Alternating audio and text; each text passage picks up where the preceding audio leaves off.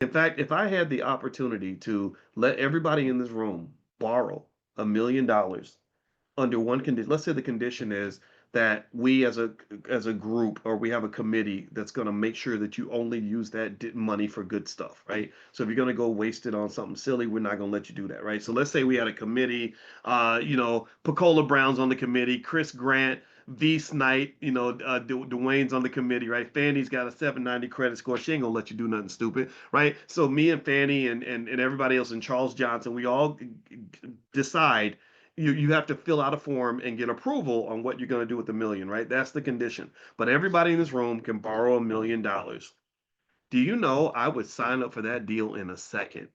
I would say, yes, we're in. We're in. All the, however many thousands of you they're going to hang out with me today and watch this conversation. Like, we're all in. Why? Well, because now we can go out here and make some dang moves. I mean, do you know how much income you could make? Do you know that $1 million will work harder than you could ever work? For 95% of the people in this room, $1 million will work harder than you've ever worked in your life. And so here's what would happen. You would trade places.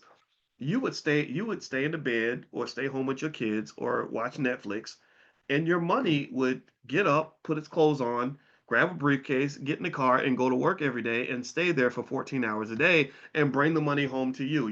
You would be pimping your money. You would be the pimp, right? So because you would be getting all the money and doing none of the work, and the money will be out there on the corner bringing every dollar right back to you. And so I want you to pimp your ride. I want you to pimp your bank account, pimp your wealth, and let your wealth do the work, right? So that million, literally, if you, especially those of you that are in the options class, right? The prime members, you know what I'm talking about, right? If you had $1 million in cash that you could then go and invest safely in stocks, you could probably generate 150, $200,000 a year easily, right? So having access to capital, that's everything.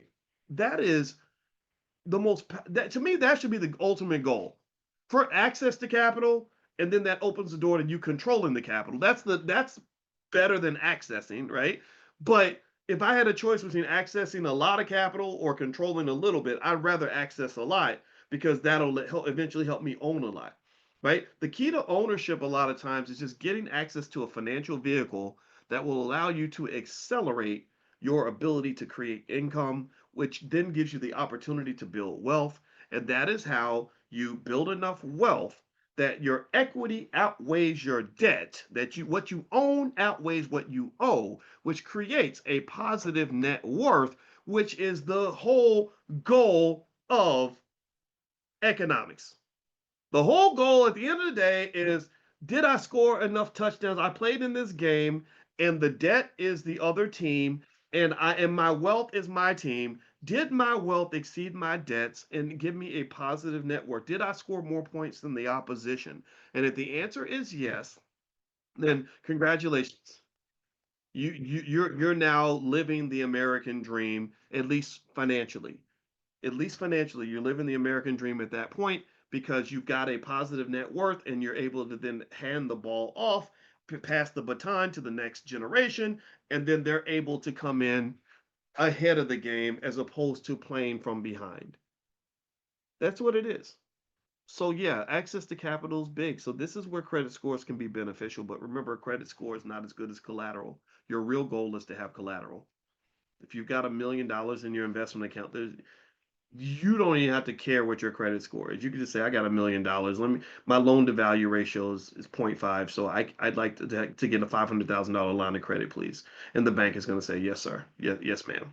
That's it. They're not going to say, well, what is your credit score? You got a 640 or, nah, credit scores are for people that ain't got no wealth.